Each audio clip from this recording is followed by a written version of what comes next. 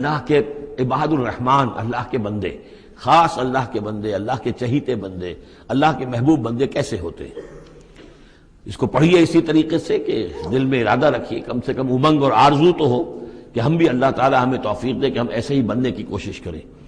وعباد الرحمن الذین یمشون علی الارض ہونا، اللہ کے بندے وہ ہیں جو زمین پر چلتے ہیں تو آہستگی اور نرمی کے ساتھ، قدم مار کر نہیں چلتے، اکڑ کر نہیں چلتے، بلکہ یہ کہ معلوم ہوتا ہے فروتنی کے ساتھ چل رہے ہیں، اور یہ اپنے آپ کو آقا نہیں سمجھتے، مالک نہیں سمجھتے، بلکہ غلام سمجھتے ہیں۔ اللہ کے غلام ہیں، عباد الرحمن ہیں، اللہ کے بندے ہیں، تو غلاموں کی طرح چلتے ہیں، وہ اکڑ کر نہیں چلتے۔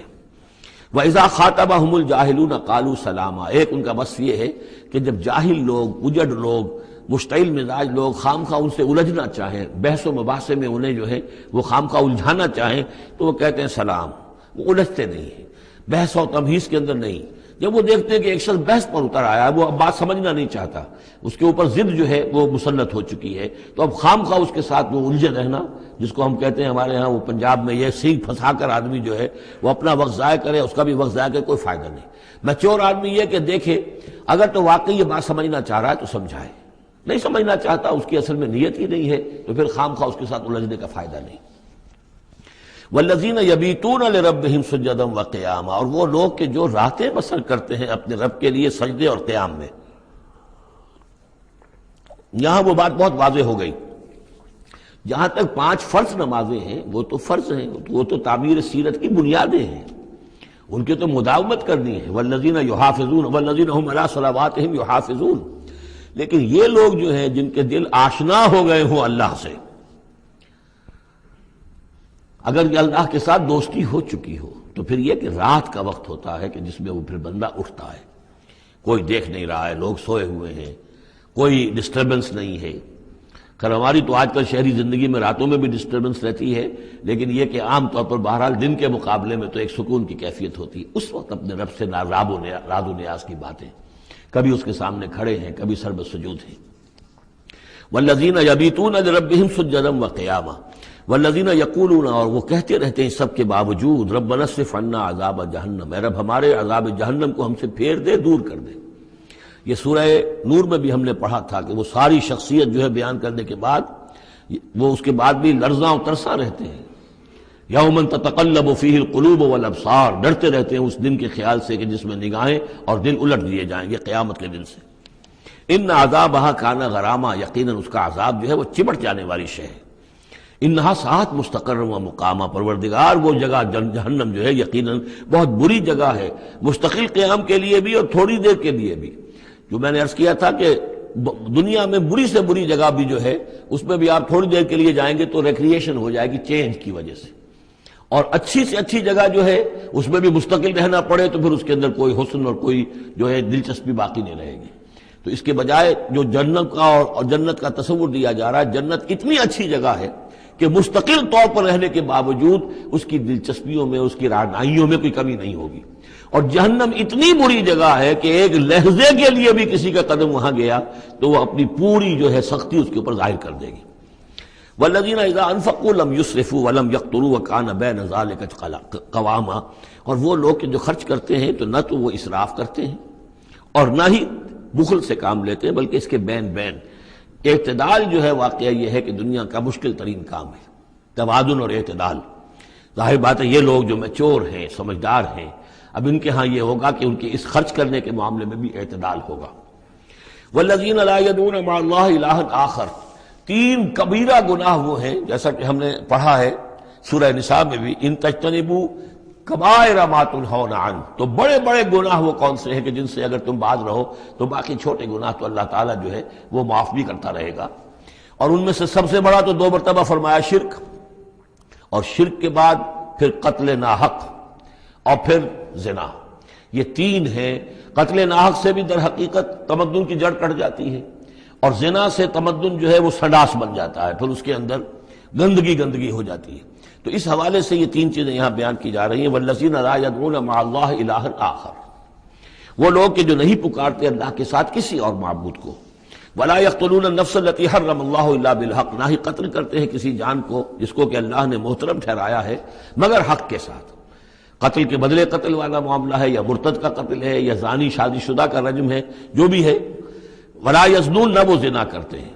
ومن یفعل ذلک یلقی اثاما، اور جو کوئی بھی یہ کام کرے گا وہ اس کی پاداش کو پکڑ کر اس کو جو ہے اس حاصل کر کے رہے گا، یعنی لازماً اس کی سزا اس کو مل کر رہے گی. یلقی اثاما یضاعف لہ العذاب یوم القیامہ، قیامت کے دن اس کا عذاب دگنا کر دیا جائے گا.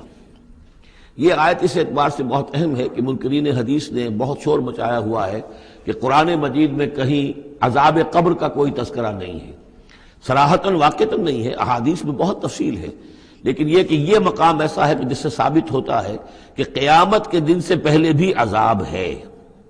یضاعف لہ العذاب یوم القیامہ، دگنا کیا جائے گا ان کے لیے عذاب قیامت کے دن. اس کا مطلب ہے کہ عالم برزخ میں بھی ان کے لیے عذاب ہے.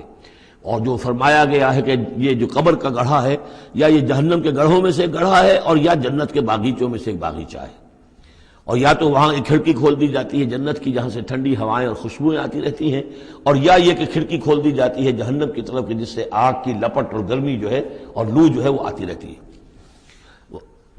یضاعف لہ العذاب یوم القیامہ، قیامت کے دن اس کے لیے عذاب دگنا کر دیا جائے گا. ویخلد فیہ مہانا، اور پھر وہ رہے گا اس عذاب میں ہمیشہ ہمیشہ. الا من تاب، استثناء ہے، استثناء یہ ہے من تابہ، جو جس نے توبہ کر لی دنیا ہی کے اندر موت کے آنے سے پہلے پہلے، معلم یغرغر. الا من تابہ و آمن، اور ایمان لایا. گویا کہ جو شخص اس قسم کے گناہوں میں مبتلا ہوتا ہے چاہے وہ قانوناً کافر نہ ہو، حقیقتاً وہ کافر ہو جاتا ہے، ایمان اس کے دل سے نکل جاتا ہے. لہذا توبہ گویا کہ اثر نو ایمان لانے کے مترادف ہے. الا من تاب و آمن وعمل عملا صالحا، اور وہ پھر عمل کرے نیک. فاولئک یبدل اللہ سیئاتہم حسنات، تو ایسے لوگوں کی برائیوں کو اللہ تعالیٰ نیکیوں سے بدل دیتا ہے. اس کے دونوں معنی ہے کہ توبہ کے نتیجے میں ایک تو نامہ اعمال میں جو اندراج ہوا تھا برائی کا وہ صاف ہو جائے گا، اور اس کی جگہ نیکی کا اندراج ہو جائے گا. اور یہ معنی بھی ہے کہ زندگی میں اس دنیا میں توبہ کے نتیجے میں اخلاق جو ہے وہ پاک صاف ہو جاتے ہیں، دامن اخلاق کے دھبے دھل جاتے ہیں، اور انسان کا جو دامن کردار ہے پھر صاف شفاف ہو جاتا ہے. وَكَانَ اللَّهُ غَفُورًا رَحِيمًا، اور اللہ تعالیٰ غفور الرحیم ہے. وَمَن تَابَ وَعَمِلَ صَالِحًا، اب دوبارہ تکرار کی گئی، اور جو توبہ کرے اور پھر نیک عمل کرے فَإِنَّهُ يَتُوبُ إِلَى اللَّهِ مَتَابًا، تو وہ ہے کہ جو توبہ کرتا ہے اللہ کی جناب میں جیسا کہ توبہ کرنے کا حق ہے. توبہ کی تسبیحیں ہو رہی ہوں، استغفار کی تسبیحیں ہو رہی ہوں، اور آیت کریمہ کے ختم ہو رہے ہوں 1.25 لاکھ کا اور لاکھ کا، لیکن حرام خوری جوں کی توں جاری ہو، وہ سارے غلط کام ویسے کہ ویسے جاری ہوں، وہ کوئی توبہ نہیں ہے، اس کا کچھ حاصل نہیں. والذین لا یشهدون الزور، اور وہ لوگ کہ جو جھوٹ کے پر موجود بھی نہیں رہتے. جھوٹ کی گواہی والی بات نہیں ہے یہاں، لیکن جھوٹ کی گواہی تو گویا کہ اس کے اندر خود بخود امپلائڈ ہے، یعنی ان کے اندر صداقت اور حق کے ساتھ اتنی غیرت ہوتی ہے کہ جہاں کوئی جھوٹ کا گزر بھی ہو وہاں وہ اپنی موجودگی بھی پسند نہیں کرتے. جھوٹ کا دھندا ہو رہا ہو، جھوٹ کا کاروبار ہو رہا ہو، جھوٹ بولا جا رہا ہو، یہ وہاں پر ان کی غیرت اور حمیت جو ہے صداقت کے ساتھ اور سچ کے ساتھ وہ اتنی ہے کہ وہ وہاں موجودگی بھی اپنی برداشت نہیں کرتے. وَإِذَا مَرُّوا بِاللَّغْوِ مَرُّوا كِرَامًا، اسی طریقے سے جب وہ کسی لغو کام کے پاس سے گزرتے ہیں تو اپنے دامن کو بچا کر گزر جاتے ہیں. دیکھیے وہاں بھی تھا سورہ مومنین کو شروع کی آیات میں وَالَّذِينَ هُمْ عَنِ اللَّغْوِ مُعْرِضُونَ، کہ جو لغو سے اعراض کرتے ہیں. اور یہاں یہ کہ اس کے پاس سے اگر گزر ہو بھی جائے اتفاقاً، خود تو قصد کرنا جو ہے بہت دور کی بات ہے، اس کا کوئی امکان ہی نہیں، اتفاقاً آپ راستہ چل رہے ہیں اور دیکھ رہے ہیں کوئی مداری کا تماشا ہو رہا ہے، آپ کا کوئی ارادہ نہیں تھا، لیکن وہاں رکیے بھی نہیں، وہاں سے جو ہے اپنے دامن کو بچاتے ہوئے نکل جائیے. والذین اذا ذکروا بآیات ربہم، اور وہ لوگ کہ جن کو جب ان کے رب کے آیات کے ذریعے سے نصیحت کی جاتی ہے، سمجھایا جاتا ہے، لم یخروا علیہا صما وعمیانا، تو نہیں گر پڑتے اس پر بہرے اور اندھے ہو کر. اس کے بھی دونوں معنی ہیں. ایک تو یہ کہ مخالفت پر اندھے بہرے ہو کر کمر کس لینا، جیسے کہ قریش کر رہے تھے، تو گویا کہ تعریض ہے، ان پر ایک طنزیہ انداز ہے یہ کہ یہ لوگ جس طریقے سے کر رہے ہیں وہ معاملہ اللہ کے بندوں کا نہیں ہوتا. لیکن یہ دوسری طرف یہ بات بھی ہے کہ آیات قرآنیہ کو بھی اندھے بہرے ہو کر تو نہیں پڑھنا ہے اور سننا ہے، بلکہ غور کرنا ہے. افلا یتدبرون القرآن ام علی قلوب اقفالها، تو کیا یہ قرآن کی آیت پر تدبر نہیں کرتے؟ وَتَدَبَّرُوا فِيهِ لَعَلَّكُمْ تُفْلِحُونَ، تدبر کرو تاکہ تم سمجھو. تو اس طریقے سے محض جو ہے وہ قرآن مجید کو بھی اندھے بہرے ہو کر جو ماننا جو ہے اس سے بھی بہرحال عباد الرحمن جن کی یہاں تعریف کی جا رہی ہے ان کے مقام سے وہ جو مقام ہے ان کے مرتبے سے فروتر ہے. والذین یقولون ربنا ھب لنا من ازواجنا وذریاتنا قرۃ اعین، اور وہ لوگ جو کہتے ہیں کہ اے رب ہمارے ہمیں اپنی بیویوں اور ہماری اولاد کی طرف سے آنکھوں کی ٹھنڈک عطا فرما، یعنی یہ کہ جس راستے پر ہم چل رہے ہیں ہماری اولاد ہمارے گھر والے بھی اسی راستے پر چلیں تاکہ ہماری آنکھیں ٹھنڈی ہوں۔ ایسا نہ ہو کہ میں تو اللہ کے دین کے راستے کی طرف چلنے کی کوشش کر رہا ہوں اور اولاد کسی اور طرف کو دور لگا رہی ہے، تو ایک کشاکش ہے۔ پھر یہ جو صورتحال جو ہے فرکشن گھر کے اندر پیدا ہوتی ہے، تو اللہ تو ہمیں ہمارے گھر والوں سے آنکھوں کی ٹھنڈک عطا فرما، اور آنکھوں کی ٹھنڈک ظاہر بات ہے عباد الرحمن کی کن چیزوں میں ہوگی کہ وہ بھی اللہ کے بندے بنے، اللہ کی بندگی کے راستے کو اختیار کریں۔ وَاجْعَلْنَا لِلْمُتَّقِينَ اماما، اور ہمیں متقیوں کا امام بنا۔ اس کا یہ مطلب نہیں ہے کہ امامت کی طلب ہے، بلکہ یہ کہ ہم خود امام ہیں۔ ایک شخص اپنے گھر کا سربراہ ہے، امام ہے، تو اے اللہ جن کے ہم امام ہیں انہیں متقی بنا دے۔ اس لیے کہ ظاہر بات ہے کہ میدان حشر میں جب ہم چلیں گے تو اس ایک شخص کے پیچھے اس کی اولاد چلی آ رہی ہے، اور معلوم ہو کہ وہ تو جہنمی ہے جو چلے آ رہے ہیں، یہ خود تو بہرحال ایک نیک آدمی تھا، نہیں، ہمارے پیچھے جو ہماری نسلیں آئیں اے اللہ انہیں بھی متقی بنا۔ جن کے ہم امام ہیں، جو ہمارے پیچھے ہیں، جن کے کہ ہم دنیا میں جیسے کہ فرمایا ہے ایک حدیث میں بھی آتا ہے کلکم راعٍ وکلکم مسئول عن رعیتہ، تم میں سے ہر شخص کی حیثیت ایک چرواہے کی ہے، اور اللہ نے کچھ نہ کچھ مخلوق جو ہے اپنی اس کے چرواہے کے حوالے کی ہے۔ تمہاری اولاد ہے، تمہاری بیوی ہے، یہ گھر کنبہ ہے، یہ تمہارا جو ہے یہ گویا کہ تمہارے متبعین ہیں، تمہارے فالوورز ہیں، تو اللہ ہمارے فالوورز کو متقی بنا دے، اور ہماری جو امامت ہے وہ متقیوں کی امامت ہو۔ اولئک یجزون الغرفۃ بما صبروا، یہ وہ لوگ ہیں کہ جن کو بالا خانے ملیں گے ان کے صبر کی جزا میں، انہوں نے صبر کیا۔ ظاہر بات ہے کہ اللہ دنیا میں بے شمار مواقع آتے ہیں حرام خوری کے، ایک بندہ مومن بچتا ہے، بہت سے مواقع پر اللہ تعالیٰ موقع دے کر آزما لیتا ہے کہ ذرا سی بھی اس کی اندر کمی ہو تو پھر یہ نکل جائے کسی غلط راستے کی طرف۔ انسان جو ہے صبر کرتا ہے، جذبات کو روکتا ہے، اپنی خواہشات کو روکتا ہے، شہوات کو تھامتا ہے، ان تمام چیزوں کو سنبھال کر یہ سب گویا کہ پوری زندگی صبر ہے۔ تو بما صبروا اولئک یجزون الغرفۃ بما صبروا، یہ وہ لوگ ہوں گے کہ جنہیں بدلے میں ملیں گے بالا خانے جنت کے ان کے صبر کے عوض۔ وَيُلَقَّوْنَ فِيهَا، ان کا استقبال کیا جائے گا وہاں جنت میں، ان بالا خانوں میں، تحیۃ وسلاما، سلام کے ساتھ اور دعاؤں کے ساتھ۔ خالدین فیہا، وہ رہیں گے اس میں ہمیشہ ہمیش۔ حسنت مستقرا و مقاما، بہت ہی عمدہ ہے وہ جگہ، مستقر کے طور پر بھی، مستقل قیام گاہ کے طور پر بھی، اور مقامہ تھوڑی دیر کے لیے بھی۔ تو یہ گویا کنٹراسٹ ہے۔ جہنم کو فرمایا ساعت مستقرا و مقاما، اور جنت حسنت مستقرا و مقاما۔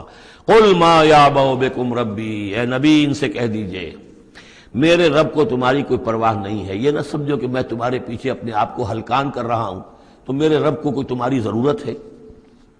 میری یا میرے رب کی کوئی ضرورت اٹکی ہوئی ہے تمہارے بغیر، وہ بات پوری نہیں ہوگی؟ یہ چھپر تم ہی اٹھاؤ گے تو اٹھے گا ورنہ اٹھ نہیں سکتا، یہ نہ سمجھو۔ قل ما یعبأ بکم ربی لولا دعاؤکم، اگر نہ ہوتا تمہیں پکارنا۔ اللہ نے یہ بات اپنے ذمہ لی ہوئی ہے کہ تمہیں خبردار کر دیا جائے۔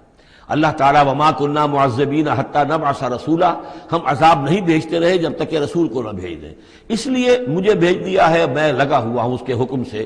میں تمہاری گلیوں میں بھی تمہیں سنا رہا ہوں، تمہارے گھروں میں جا کر تم سے بات کر رہا ہوں، اکیلے بھی بات کر رہا ہوں، ڈنکے کی چوٹ بھی کر رہا ہوں، لیکن یہ نہ سمجھو کہ کوئی اس میں میری غرض ہے یا میرے رب کی کوئی ضرورت ہے۔ قل ما یعبأ بکم ربی، میرے رب کو تمہاری پرہیزگاہ کے برابر کوئی وقت تمہاری نہیں ہے ان کے نزدیک۔ لولا دعاؤکم، اگر نہ ہوتا تمہارا پکارنا۔